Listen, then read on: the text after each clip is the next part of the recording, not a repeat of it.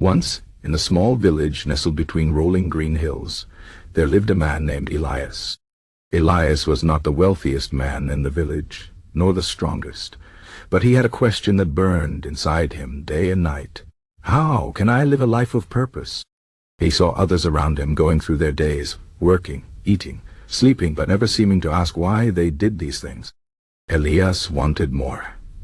He wanted to understand the meaning behind his actions, the reason for his existence. One evening, as Elias sat by the fire, an old traveler knocked on his door. The traveler had seen many lands, and carried with him the wisdom of the ages.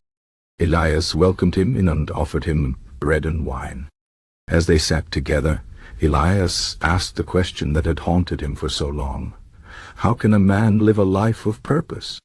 The old traveler smiled and began to tell him a story. Long ago, he said, there was a great philosopher named Seneca. He was a wise man who lived in Rome, and he spent his life thinking about how to live well. Seneca believed that to live with purpose, a person must first understand what is truly important. Most people chase after money, fame, or pleasure, thinking these things will bring them happiness. But Seneca's... Elias listened carefully.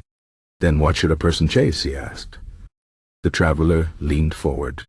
Seneca said the key is to live according to virtue.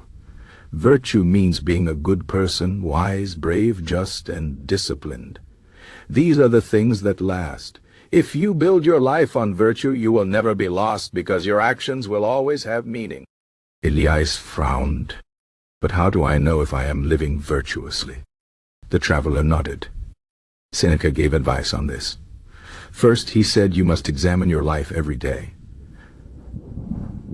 Ask yourself, what did I do well today? Where did I fail? This is how you grow. Second, he said you must focus on what you can control.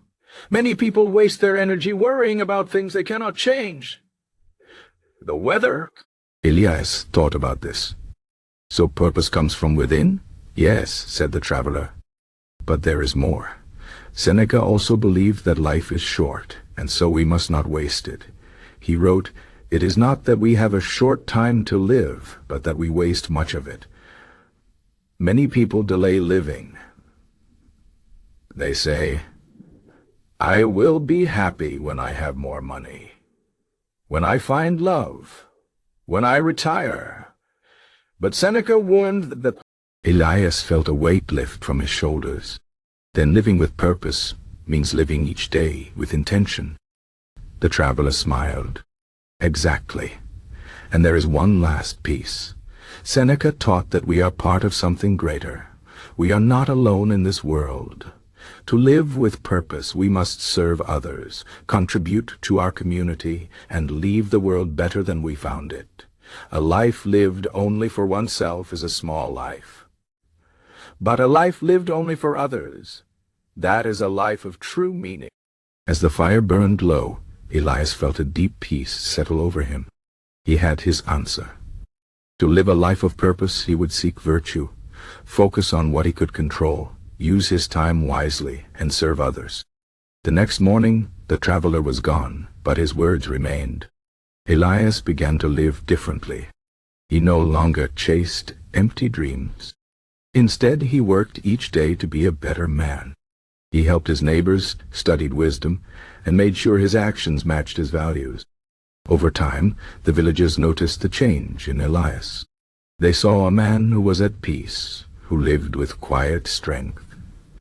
Years later, when Elias was old, a young man came to him with the same question. How can I live a life of purpose? Elias smiled and told him the story of the traveler and the wisdom of Seneca. And so the lesson continued, passed from one seeker to another, a light in the darkness for those who wished to live not just any life, but a life that mattered. The end.